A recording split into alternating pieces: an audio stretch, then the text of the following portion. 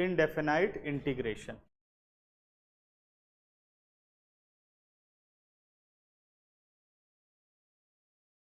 सबसे पहले जो हमें टॉपिक करना है बेटा एनसीईआरटी के हिसाब से, वो लिखा हुआ है इंटीग्रल्स। क्या लिखा है? इंटीग्रल्स।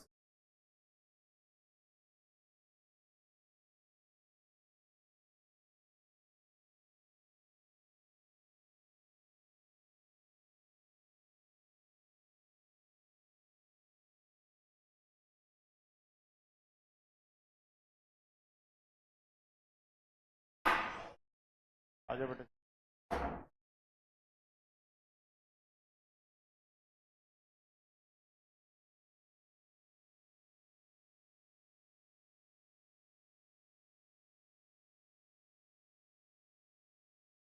हमें पढ़ना है इंटीग्रल्स, और इंटीग्रल्स में दो ब्रांच हैं। एक है इनडेफिनाइट इंटीग्रल और दूसरा है definite integral. Indefinite integral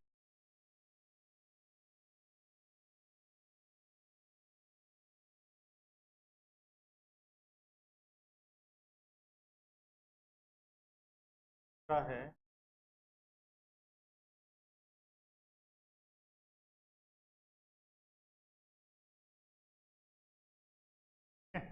indefinite और डेफिनाइट।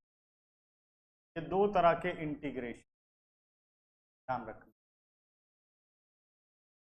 अब बुक में टोटल 11 एक्सरसाइज है ना? है ना? उसमें डेफिनेट और इनडेफिनाइट दोनों हैं, ठीक है ना? पर टोटल समझ ले 11 है। और हमारी जो बुकलेट है इसमें लगभग 20-22 एक्सरसाइज हैं जो सिर्फ इनडेफिनेट इंटीग्रेशन पर हैं, ठीक है ना? टोटल हमारे पास 22 एक्सरसाइज हैं, ठीक है। लेकिन ऐसा नहीं कि बहुत ज़्यादा है, थोड़े थोड़े क्वेश्चन किए हुए हैं, क्योंकि जो टॉपिक्स है ना वो एक एक पार्ट पढ़ा करके एक एक एक्सरसाइज है। और एनसीईआरटी में क्या है कि 3-4 चीज़ें पढ़ा करके फिर एक एक्सरसाइज। और इनडेफिनेट इंटीग्रेशन में कमांड बहुत ज़बरदस्त लेनी होगी, क्योंकि उसी पे फिर डिपेंड करता है डेफिनेट, उसी पे डिपेंड करता है एप्लीकेशन ऑफ इंटीग्रेशन, और तीसरा डिफरेंशियल। अगर आपने इंटीग्रेशन इनडेफिनेट सीख ली तो इतने काम हो जाएंगे, समझ गए? और इनडेफिनेट इंटीग्रेशन में सबसे इंपॉर्टेंट पार्ट है कि पूरा का पूरा डिफरेंशिएशन फिर से रिवाइज होगा। पूरा इन द सेंस मतलब बेसिक प्रूव दैट वगैरह वाले नहीं, मतलब डिफरेंशिएशन के जो मेन छोटे छोटे पार्ट थे वो तो फिर से रिवाइज हो जाएंगे, मतलब फॉर्मूले स्ट्रॉन्ग हो जाएंगे। और एक इसका ड्रॉबैक ये हो जाता है कि कई बार इंटीग्रेशन की जगह डिफरेंशिएशन के फॉर्मूले लगा देते हैं, और कई जगह डिफरेंशिएशन की जगह इंटीग्रेशन के फॉर्मूले लगा देते हैं, ये गड़बड़ हो जाती है, ठीक है ना? इसको अभी ठीक करेंगे कैसे करना है, ठीक है? समझ गए? तो कौन कौन से हो गए? इनडेफिनाइट और डेफिनाइट इंटीग्रेशन।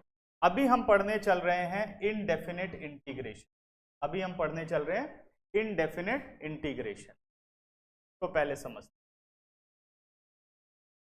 क्या इनडेफिनाइट, और ये बहुत ही अच्छा टॉपिक है, मतलब समझ लो प्योर अलजेब्रा है ये। इसमें कुछ ना लिखना है जैसे बाकियों में लिखना पड़ता है, इसमें कुछ नहीं लिखना, बस आपको अलजेब्रा आनी चाहिए। बट ये मुश्किल इसलिए लगता है क्योंकि इसमें पूरी की पूरी ट्रिग्नोमेट्री बहुत अच्छे से आनी चाहिए, इनवर्स ट्रिग्नोमेट्री आनी चाहिए, लॉगरिथमिक रूल आने चाहिए, एल्जेब्रिक फॉर्मूले आने चाहिए, एक्सपोनेंशियल फॉर्मूले आने चाहिए, तब ये क्वेश्चन होगा। ट्रिग्नोमेट्रिक फॉर्मूले आने चाहिए। तो कितने याद हो गए तुम लोगों को? लगभग 100 फॉर्मूले याद होने चाहिए, और इसके अपने भी हैं, मिला करके कितने हो जाएंगे? 100 रूल्स, ठीक है? इसके सबके आसान है, मुश्किल क्या है, ठीक है ना?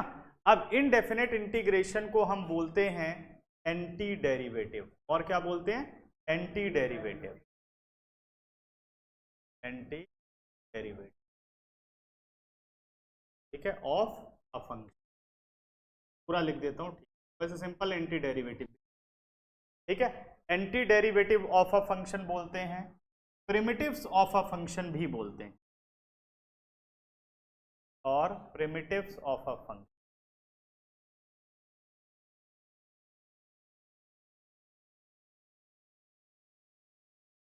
ठीक है? कोई भी नाम दे सकते हैं, ठीक है? चाहे आप एंटी डेरिवेटिव बोलो या आप प्रिमिटिव ऑफ इंटीग्रेशन, ठीक है, प्रिमिटिव ऑफ अ फंक्शन। ये क्या होता है? ये रिवर्स प्रोसेस ऑफ डिफरेंशिएशन होता है। हमने डिफरेंशिएशन किस लिए सीखा था कि अगर किसी भी कर्व पर किसी भी पॉइंट से एक टेंजेंट बनाया जाए तो उसका क्या स्लोप होगा, यही हम फाइंड आउट करते थे डिफरेंशिएशन में।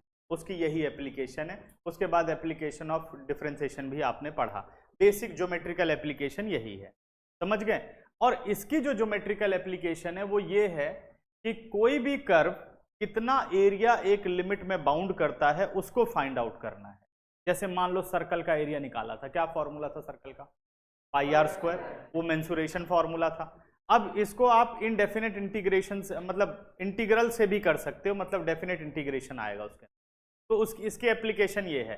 अब मान लो एक कर्व लिखा हुआ है, सपोज 5x² + 9/x + 10।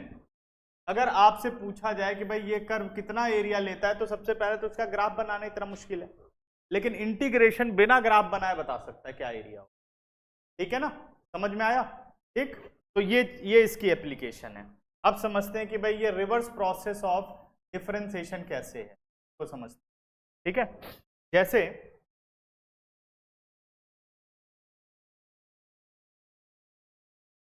मान लो हमें कोई भी एक फंक्शन दिया जाए और ये पूछा जाए what is the anti derivative of this function. जैसे ये कहा जाए एंटी डेरिवेटिव ऑफ, ये ध्यान से समझना सारे बेसिक्स, एंटी डेरिवेटिव्स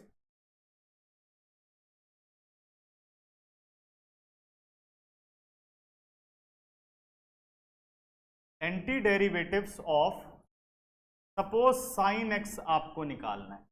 किसका एंटी डेरिवेटिव निकालना है? sin x का एंटी डेरिवेटिव निकालना। तो आप ये सोचो कि कौन सा ऐसा फंक्शन है जिसको अगर मैं डिफरेंशिएट कर दूं तो मुझे sin x मिले। cos का डेरिवेटिव कितना होता है? Minus sine. तो इसका मतलब मुझे डिफरेंशिएशन किसका करना होगा? d/dx of minus cos x। इसका अगर आप डेरिवेटिव करो तो कितना आएगा? sin x आएगा। ठीक है, तो देयरफॉर एंटी डेरिवेटिव ऑफ क्या चीज? माइनस cos x का डिफरेंशिएशन करो, anti derivative of sin x क्या हो गया? ये हो गया हमारे पास माइनस। ठीक है, एक और लेते हैं, एंटी डेरिवेटिव ऑफ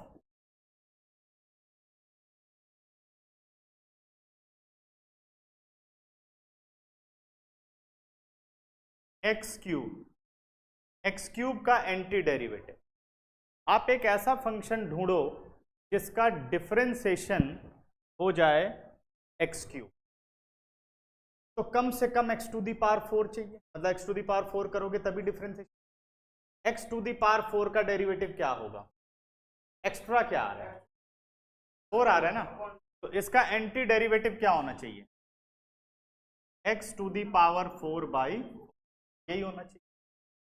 अब करो इसका डिफरेंशिएशन, आ गया ना। एक तरीके से जो आपको वो आंसर मिल रहा है उसका डेरिवेटिव यहीं पर है ना, यानी ये फंक्शन है और ये f'(x), ये fx है और ये f'(x) नहीं है, इसी का डेरिवेटिव तो है ये। समझ में आ रहा है? ये क्या है? fx है और ये f'(x), जो आउटपुट आ रहा है। इसका मतलब अगर मुझे किसी फंक्शन का डिफरेंशिएशन पता हो और मुझे ये पता लगाना हो कि ये फंक्शन कौन सा है, तो क्या करना पड़ेगा? उसकी इंटीग्रेशन कर दो। f'(x) की इंटीग्रेशन क्या हुई? fx हुई। f'(x) की इंटीग्रेशन क्या हुई? fx हुई। समझ में आ रहा है? ठीक है, जैसे मान लो आपने एक डिफरेंशिएशन लिया log x का जरा डेरिवेटिव करो, कितना आ गया? 1/x आ गया। log x का डेरिवेटिव कितना आ रहा है? 1/x आ रहा है। ठीक है ना, तो अगर इंटीग्रेशन ऑफ 1/x किया जाए, यानी ये f'(x) आया हुआ है, आंसर क्या आना चाहिए? जिस फंक्शन का आपने डिफरेंशिएशन, अब यही मैंने उल्टा पढ़ा दिया आपको कि जो आंसर आएगा वो क्या होना चाहिए? ये क्वेश्चन होना चाहिए। मतलब उसका जब डिफरेंशिएशन करो तो ये क्वेश्चन आना चाहिए। और आप ऐसे भी पढ़ सकते हो कि इंटीग्रेशन के अंदर जो वैल्यू है वो एफ डैश एक्स है और बाहर क्या निकल के आ रहा है, एफ एक्स निकल के आ रहा है। वही बात तो है, समझ में आ रहा है, कंफ्यूजन तो नहीं हो रही? ठीक है, हाँ बोलो। वो तो डिफरेंशिएशन करोगे ना, गलत होगा ना वो। हाँ करो जरा, आपने फॉर्मूला याद कर रखा होगा। हाँ लगाओ, इसीलिए तो होगा नहीं, यही तो गलत समझ रहे हो। इसके अंदर हमेशा यह ध्यान रखना होता है कि जो आ रहा है उसका डिफरेंशिएशन क्वेश्चन होना चाहिए, जो अंदर फंक्शन है। ये वो नहीं है कि जैसा अवेलेबल है कर दो इसको, इसीलिए ये सारी चीजें इसमें बनी है। ठीक है ना, समझ में आ रहा है? अच्छा और पूछते हैं एक दो, फिर आगे चलेंगे। एक और लेते हैं। मान लो हमें निकालना है एंटी डेरिवेटिव ऑफ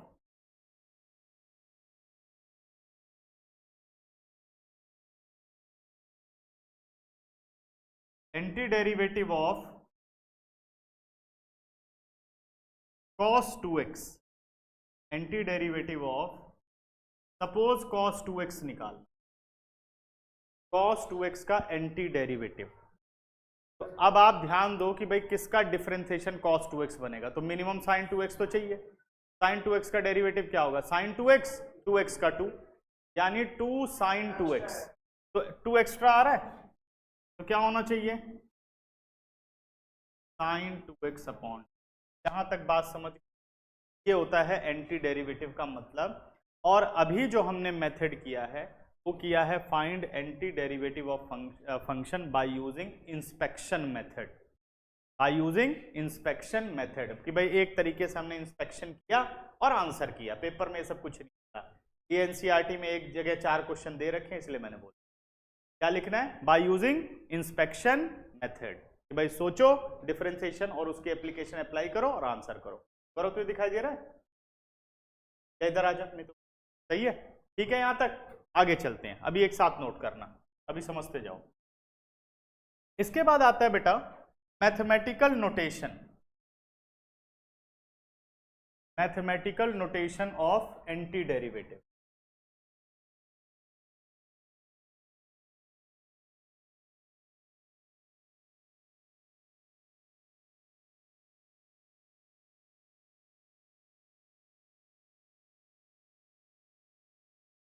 अब ये मैथमेटिकल नोटेशन क्या, अब बार बार तो लिखोगे नहीं, antiderivative of, antiderivative of बार बार लिखोगे नहीं। तो इन्होंने एक मैथमेटिकल रिप्रेजेंटेशन बनाई कि किसी भी फंक्शन का अगर एंटी डेरिवेटिव लिखना है तो आप यूज करोगे this symbol as a sign of integration. जैसे बड़ा सा एस लिख, अंदर हमने लिख दिया बेटा function with respect to x, यानी integration of this function f x with respect to x. कैसे रीड करोगे, the process is known as integration, और जो आंसर निकाल रहे हो हम एंटी डेरिवेटिव। तो प्रोसेस को क्या रीड करते हैं, integration of f x with respect to x. ठीक है, जहां पर कि इसको बोला जाता है sign of integration, sign of integration, इसको बोलते हैं इंटीग्रेटिंग फंक्शन,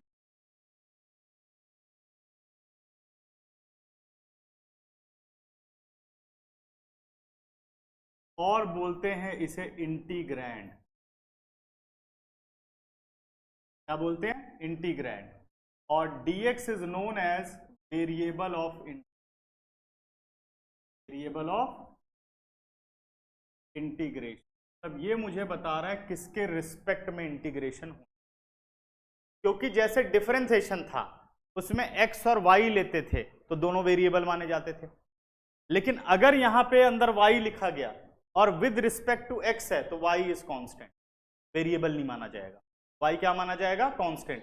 x के अलावा जो कुछ भी उसके साथ प्रेजेंट है सब कांस्टेंट, उससे रिलेटेड चाहे कोई फंक्शन ही क्यों ना हो। जैसे cos a with respect to dx, cos a is constant क्योंकि उसके साथ x अटैच नहीं है। x और x से रिलेटेड जो भी फंक्शन होगा वही वेरिएबल होगा, बाकी कोई भी वेरिएबल नहीं होगा। समझ गए, क्लियर हो गया। तो sign of integration dx variable of integration, integrating function, या इसे हम इंटीग्रैंड बोलते हैं। अब मान लो मैंने इंटीग्रेशन किया, ठीक है, हमने कर दिया integration of fx with respect to x, तो हमारा आंसर आया कैपिटल Fx प्लस, अभी रोकते हैं इसको, प्लस c, बाद में समझा, ठीक है ना, अभी लिख देते हैं इसे। ऐसा क्यों, ठीक है ना, जो हमने प्लस c लिखा। जैसे आपने कहा कि भाई anti derivative of x cube, क्या लिखा बेटा, x टू दी पावर 4/4, ठीक है। अगर मैं कह दूं कि differentiation of x to the power 4/4 plus 1, ये भी x cube, d over dx of x to the power 4/4 plus 2, ये भी x क्यूब होगा, d over dx of x to the power 4/4 plus 3/2, ये भी आपका x क्यूब होगा। मतलब इसमें आप कोई चेंज मत करो, बट यहां चेंज करते जाओ। तो अंदर जिन फंक्शन का आप डिफरेंशिएशन कर रहे हो, क्या वो सारे सेम है? कोई भी फंक्शन सेम नहीं है, लेकिन क्या चीज है जो इसमें सेम है, ये बताओ। का जो कांस्टेंट, मतलब कांस्टेंट नहीं, जो इसका डेरिवेटिव है वो सेम है। एक तरीके से देखा जाए तो जितने भी ये फंक्शंस हैं, इनका जो स्लोप है वो सेम है। dy बाई dx कर रहे हो जब, तो स्लोप ही निकाल रहे हो, तो सबके स्लोप देखो सेम आ रहे हैं। तो क्या ये सारे आंसर इसके हैं anti derivative of x cube? बिल्कुल हो सकते हैं भाई, डेफिनेशन को तो जस्टिफाई कर रहा है ना, कि जो आंसर आया उसका डेरिवेटिव मिलना चाहिए एक्स क्यूब, तो वही उसका एंटी डेरिवेटिव है। तो there are infinite number of solution, इसलिए इसका नाम है इनडेफिनाइट इंटीग्रल। समझ गए? अब क्या होता है कि ये कांस्टेंट हैं, लेकिन कोई भी फिक्स्ड कांस्टेंट नहीं है, लेकिन ये कांस्टेंट है। जब 2 लिखा जाएगा तो फिक्स हो गया, 3/2 लिखा गया तो फिक्स हो गया। तो आप कोई यूनिक कांस्टेंट तो यूज नहीं कर रहे हो, तो इसलिए आपने लिखा प्लस c, जिसको हम बोलते हैं आर्बिट्ररी कांस्टेंट। क्या बोलते हैं? Arbitrary constant. ठीक है,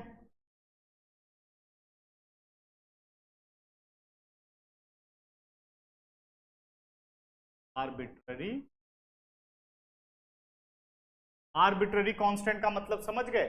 ऐसे कांस्टेंट जो कांस्टेंट तो हैं, लेकिन कांस्टेंट में भी कोई रियल वैल्यू उनकी फिक्स नहीं है, तो उसका नाम क्या है? Arbitrary constant. तो जब भी इनडेफिनेट इंटीग्रेशन का आंसर आता है, उसके साथ हमेशा आर्बिट्ररी कांस्टेंट हमें जोड़ना है। तो मैथमेटिकल नोटेशन समझ में आ गई? ठीक है, जैसे तो ये क्यों मैं इसका आंसर कर सकता हूं ऐसा? Because d over dx of capital fx plus c equal to, इसलिए इंटीग्रेशन ऑफ fx dx हो सकता है कैपिटल fx प्लस, याद रहेगा? क्लियर है? और एक चीज में मैं इसको आपको डिफाइन कर देता हूं, वो भी आपको याद रहना चाहिए। अगर मैं इंटीग्रेशन कर रहा हूं तो इसका मतलब अंदर f डैश x, इसका मतलब क्या? अंदर f डैश x, और मुझे जो आंसर मिल रहा है वो मिल रहा है fx। वही रिवर्स प्रोसेस है, मतलब मैं किसकी इंटीग्रेशन हमेशा कर रहा हूं? एक कोई फंक्शन है जिसका डिफरेंशिएशन है, मैं उसकी इंटीग्रेशन कर, क्या समझे? हाँ जी, एरिया निकालने का वही तो होता है।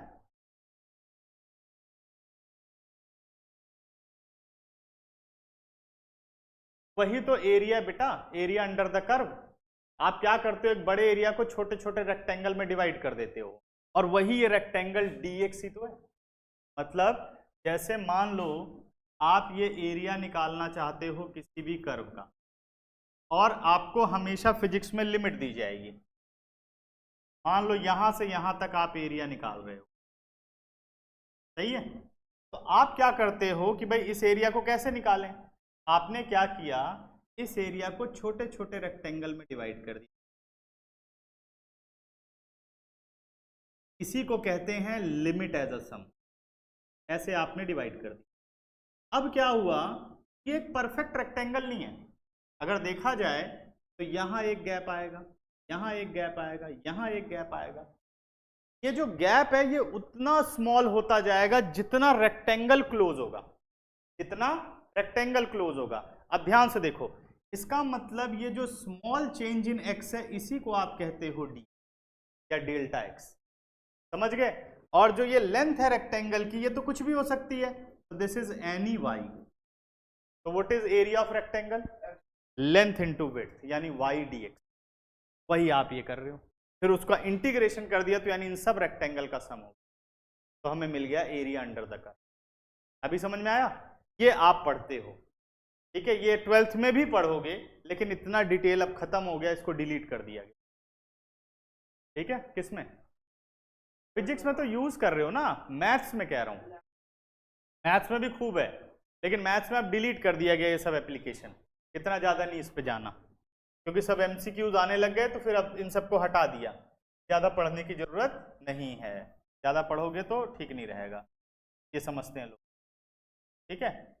क्योंकि सब ये समझ रहे हैं कि आगे चल करके जिसको किसी भी चीज़ में इंटरेस्ट होगा वो तो अपने आप उसको ढूंढ लेगा, सब में वो इंटरेस्ट क्यों जगाया जाए, ये मतलब रूल आज का चल रहा, समझ गए भाई। जिसको इंटीग्रेशन बहुत अच्छी लगेगी वो और किताबों से पढ़ लेगा, हमें क्या करना है, हमें कॉमन सिलेबस बनाना है कि भाई इतना कॉमन है, आप पढ़ लो, इतना तो अच्छा लग रहा है आगे जाके स्टडी करो, ये है मतलब, बाकी का बाकी तो है बेकार। चले आगे, हटा दूं? आर्बिट्ररी कांस्टेंट का मतलब सब समझ गए, ठीक है। और ये दोनों बातें क्लियर हो गई बेटा। एंटी डेरिवेटिव का क्या मीनिंग है, इन सब पे बहुत सारे एमसीक्यूज बनते हैं इतने ही पोर्शन पे, ये ध्यान रखना है आप लोगों को, ठीक है। अब बढ़ता हूं आगे।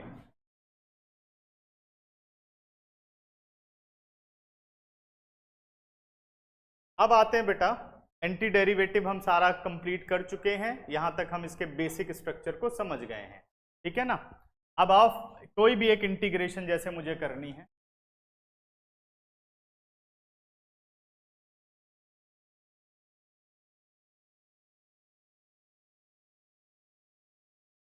सपोज मुझे इंटीग्रेशन करनी है 2x³ with respect to 2x³ with respect to x। आप समझो कैसे इंटीग्रेशन करो, कौन सा ऐसा फंक्शन है जिसका डिफरेंशिएशन 2x³ हो सकता है। तो मुझे ये तो पता चल गया 2 तो चाहिए मुझे, सही है। x³ के लिए x4 चाहिए, x³ के लिए x4 चाहिए, बन गया 4x³। अब 4 हटाने के लिए 4 से डिवीजन चाहिए, सही है, और प्लस आर्बिट्ररी चाहिए। आंसर क्या आ गया, x4/2 + c। अब जरा इसका डिफरेंशिएशन करके देखो, 4x³/2 + c 2 to the 4 2x³, ये रहा अंदर वाला फंक्शन। क्या क्लियर है सबको? कोई डाउट तो नहीं? ठीक है, तो ये बेसिक मेथड, ठीक है ना। अच्छा, अब एक और समझते हैं, इंटीग्रेशन ऑफ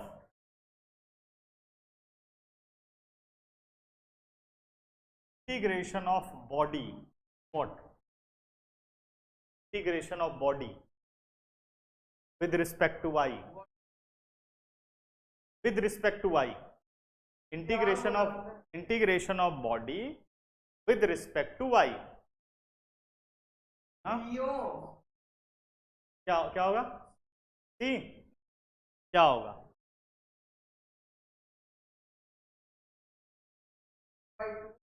हाँ, क्या होगा? BOY + C, boy. Integration of body is boy with respect to y, यही तो पहचानना था।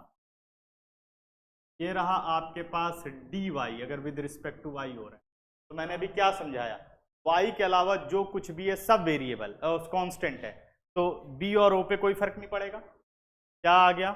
1 बचा। अगर 1 को with respect to y integrate करो तो कैसे आंसर निकालोगे? किसका डिफरेंशिएशन 1 होता है? y के रिस्पेक्ट में। अगर मान लीजिए लिखा जाए इंटीग्रेशन ऑफ 1 dy, y, क्योंकि y का डिफरेंशिएशन 1 हो विद रिस्पेक्ट टू y, तो इसलिए 1 dy का आंसर क्या आ गया? y आ गया। अभी समझ में आया? ठीक है, क्लियर होगा? पहले वेरिएबल समझाने के लिए था, वेरिएबल और कांस्टेंट। क्लियर हुआ सबको? और आगे आएगा तो और क्लियर हो जाएगा तुम लोगों को, ठीक है। अब बढ़ते हैं बेटा फॉर्मूला फॉर इंटीग्रेशन। अभी एक साथ 15-20 मिनट दूंगा, सीधे लिख डालना सारा, फॉर्मूले आ जाओ। अब जितने भी फॉर्मूले हैं उनको मैं रिवर्स करके समझाऊंगा, मतलब हम डिफरेंशिएशन करेंगे नहीं, समझ के रखेंगे फॉर्मूले। पहला फॉर्मूला, इंटीग्रेशन ऑफ 1 dx। तो हम समझ गए भाई कौन सा ऐसा फंक्शन है जिसका differentiation with respect to x1 क्या हो गया, x प्लस सी लगाना बहुत जरूरी। सेकंड बेटा, integration of k dx, k is a constant, क्या होगा, kx प्लस, थर्ड पे आते हैं, integration of x to the power n dx, it is x to the power n plus 1 upon n plus 1 plus c। Fourth, integration of e to the power x dx, e to the power x plus c, क्योंकि इसका differentiation भी क्या होता है, e to the power x होता है, ठीक है। Fifth, integration of 1 upon x dx, mod लिखना चाहो तो मॉड लिख सकते हो, स्टैंडर्ड तरीका होता है, लेकिन इसका मतलब ये नहीं कि इसका डिफरेंशिएशन आप करो। मॉड सिर्फ ये शो कर रहा है कि लॉग की जो डोमेन है वो ऑलवेज ग्रेटर देन 0 होती है, ठीक है ना, समझ गए। तो इसमें से बेटा ट्रिग्नोमेट्रिक आप मत करना, बाकी ये सब आपको करने हैं, ठीक है। Sixth rule, integration of a to the power x dx, ये होता है a to the power x upon log base e a plus c। देखो यही होता है ना, क्योंकि अब इसका डिफरेंशिएशन जरा करो, a to the power x log a, log a से लॉग a कट गया, आ गया यही आंसर।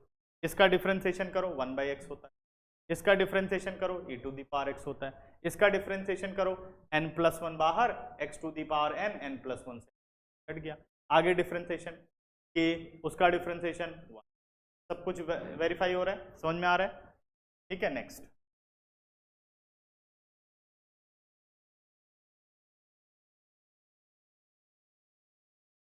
सेवेंथ रूल बच्चों,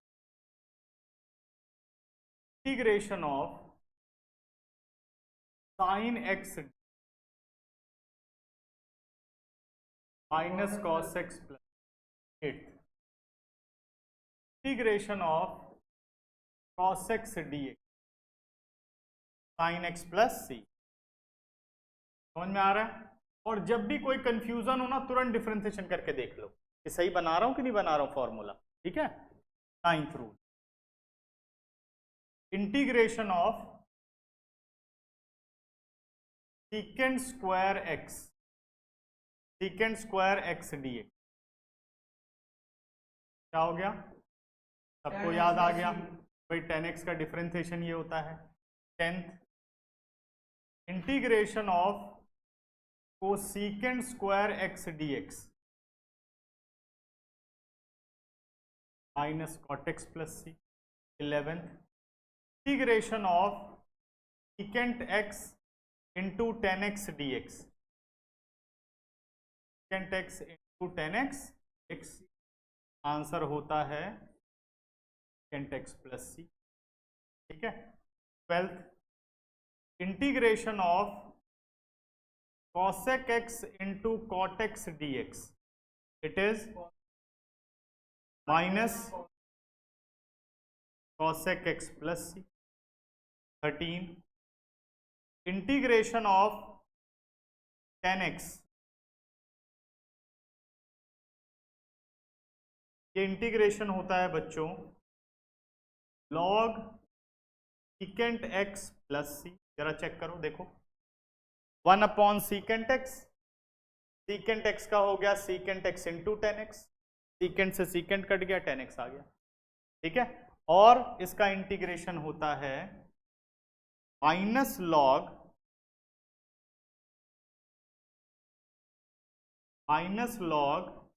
cos x प्लस सी, इसको भी करके देखो, माइनस बाहर, log cos x का 1 बाई cos x, और फिर cos x का क्या हो गया माइनस साइन x, माइनस से माइनस गया tan x आ गया, ठीक है। 14 integration of cot x dx, ये होता है माइनस लॉग, पहले प्लस वाला ये होता है log sine x plus c, करो जरा साइन एक्स का डेरिवेटिव, 1 अपॉन साइन एक्स का कॉस एक्स है ना, और minus log cosec x plus c, करो जरा डेरिवेटिव, 1 अपॉन कॉसेक एक्स का क्या होता है minus cosec x into cot x, ठीक है, खत्म। समझ में आया?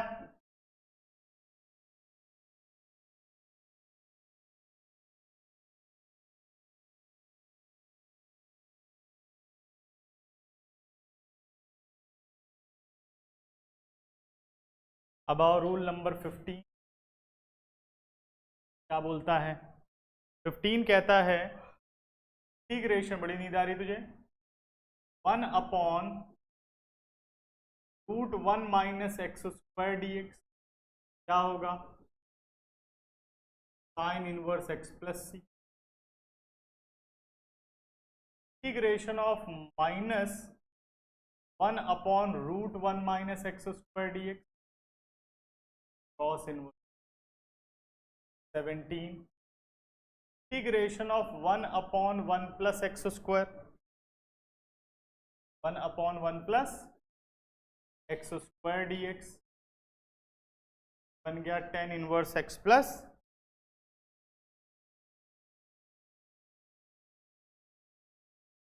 18, integration of minus 1 upon 1 plus x square d x, ये बन गया हमारे पास, ठीक है, ये बन गया हमारे पास cot inverse x plus c. 19 integration of 1 upon x into root x square minus 1 d x, secant inverse x plus c, ठीक है। के बाद आ जाओ 20th,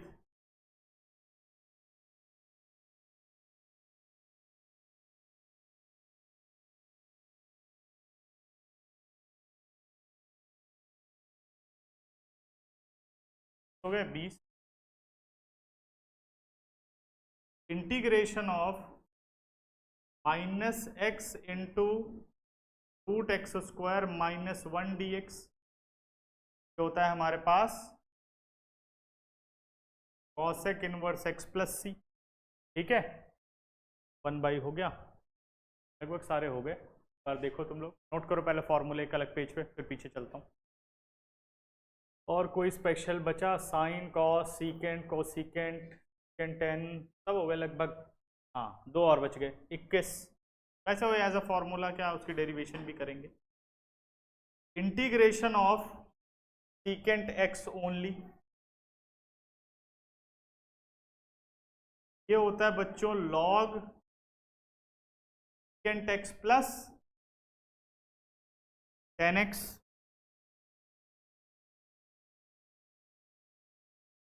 सही है ना, दिख रहा है अभी, ठीक है ना।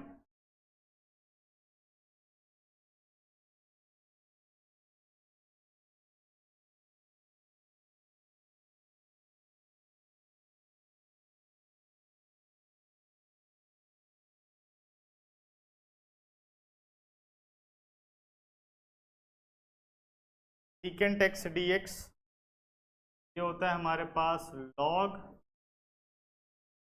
Secant x plus tan x plus c, इसका डिफरेंशिएशन करोगे आ जाएगा 22, integration of cosec x d x, ये होता है लॉग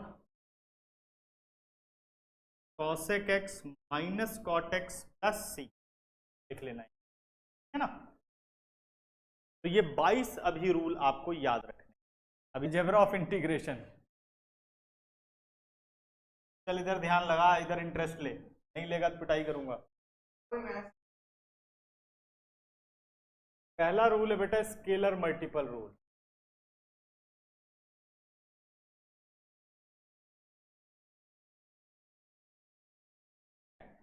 अब स्केलर मल्टीपल रूल कैसे अप्लाई करना है ये मैं डिफरेंशिएशन में भी पढ़ा चुका हूं, तुम लोगों को याद हो। अगर बेटा किसी भी फंक्शन के साथ कांस्टेंट मल्टीप्लाई, अकेला नहीं आ रहा, फंक्शन के साथ मल्टीप्लाई, तो आपको क्या करना है, कांस्टेंट को बाहर कर देना है और इंटीग्रेशन किसका करना है। जब आप इंटीग्रेशन करेंगे बेटा तो k एज इट इज, देखो जो fx का इंटीग्रेशन आएगा, सपोज कैपिटल fx प्लस सी आएगा, ये देखो ऐसे आएगा। जब k से ओपन करोगे तो k fx plus k into c हो जाएगा। जो k इंटू सी है वो भी तो एक कांस्टेंट है, जब डेरिवेटिव करोगे तो पूरा जीरो हो जाएगा। तो ये ध्यान रखना है कि आपको ये बात बार बार नहीं दिखानी है, सीधा आपको फाइनल आंसर के साथ आर्बिट्ररी कांस्टेंट लगा देना है। सीधा फाइनल आंसर के साथ आर्बिट्ररी कांस्टेंट लगा देना, जो भी आंसर आ जाए। जैसे के एफ एक्स आ गया, पूरा करो आंसर और लास्ट में प्लस सी करो, और प्लस सी नहीं लगाओगे तो हाफ मार्क कट जाएगा, ठीक है ना। फॉर एग्जाम्पल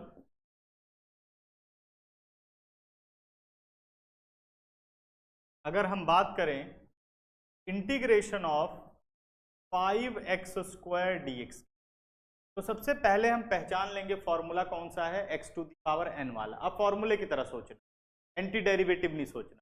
कभी मान लो कोई चीज ना समझ में आए तब उस मेथड को अप्लाई करो।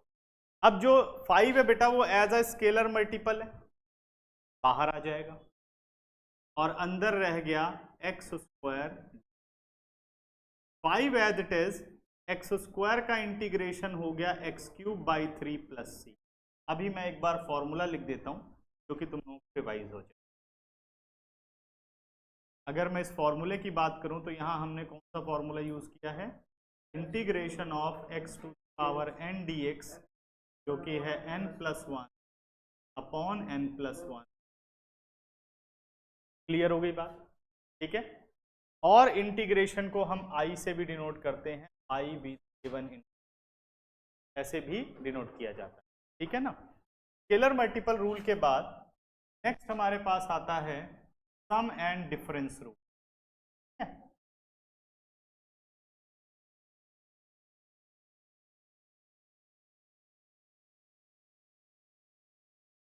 नेक्स्ट अब है हमारा सम and difference rule.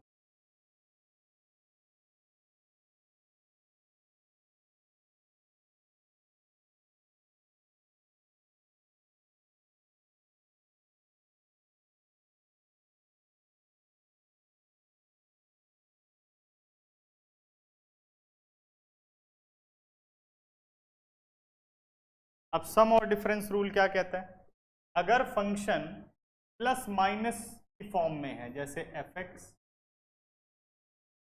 Plus minus plus minus plus minus, जितने भी ये फंक्शन है इनको एक ब्रैकेट में क्लोज करके का सिंगल इंटीग्रेटिंग वेरिएबल dx आप लगाएंगे। अब जैसे डिफरेंशिएशन में होता है बेटा कि हर एक फंक्शन के लिए d/dx हो जाता है, वैसे ये जो साइन ऑफ इंटीग्रेशन है और वेरिएबल ऑफ इंटीग्रेशन है, ये हर फंक्शन के साथ, ठीक है। अभी तो लिख रहे हैं हम इसको, बाकी इनको आप डायरेक्ट कर सकते, +-2 fx का इंटीग्रेशन कैपिटल fx, dx का इंटीग्रेशन कैपिटल G, hx का integration suppose capital hx plus minus up to so on. तो अब सबके साथ आर्बिट्ररी कांस्टेंट निकला होगा, c1 c2 c3, लेकिन सारे कांस्टेंट मिलकर के भी क्या बनाते हैं, कांस्टेंट बनाते हैं। तो इसलिए जब फाइनल आंसर आ जाए के साथ प्लस सी या माइनस सी, ज्यादातर हम साइन कौन सा यूज करते हैं, समझ गए। चाहे माइनस सी होगा तब भी डेरिवेटिव, प्लस सी होगा तब भी डेरिवेटिव जीरो। माइनस तो अपने आप पकड़ लेता है कोई भी चीज, प्लस लिखना होता है इसलिए, ठीक है, समझ गए। अब आओ फॉर्मूले, एक एग्जांपल लेते हैं।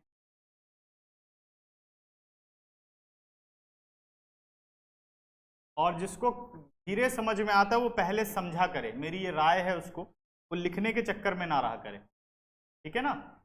जैसे मान लो मेरे पास एक क्वेश्चन आया बेटा, I be the integration of 5e to the power x 4 upon x plus -3dx minus. हमने ये देखा कि भाई ये 3 फंक्शन है, कौन से साइन के साथ है, 5 में बेटा प्लस माइनस के साथ, ठीक है ना, इसके साथ है प्लस माइनस के साथ, ठीक है।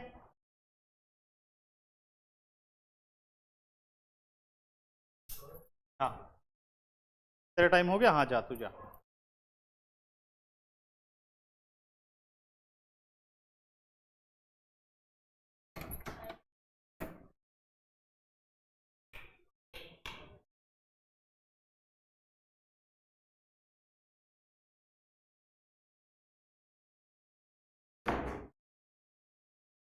ठीक है, कहां तक पहुंचे।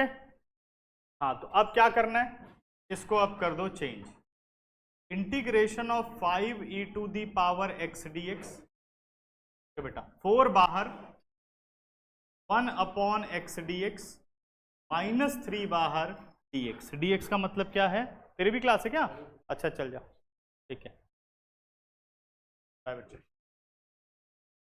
5 बाहर e to the power x का इंटीग्रेशन क्या हो गया बेटा, e to the power x हो गया, plus 4 as it is log x का क्या हो गया 1/x का log mod x -3x और प्लस, इसका आंसर है। फाइनल क्या कर दिया हमने, समझ में आ गया, क्लियर, ठीक है।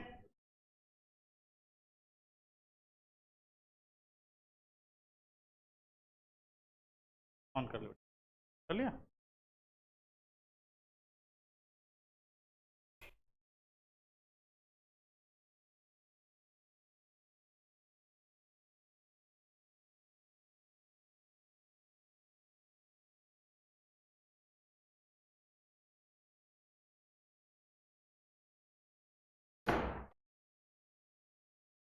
ठीक है, नोट कर लिया सारा, चले आगे, हो गया, चलो नेक्स्ट। अब आप ये देखो, इन 2 रूल्स के अलावा इसमें कोई और रूल नहीं है, मतलब कोई चेन रूल नहीं है। अगर कंपोजिट फंक्शन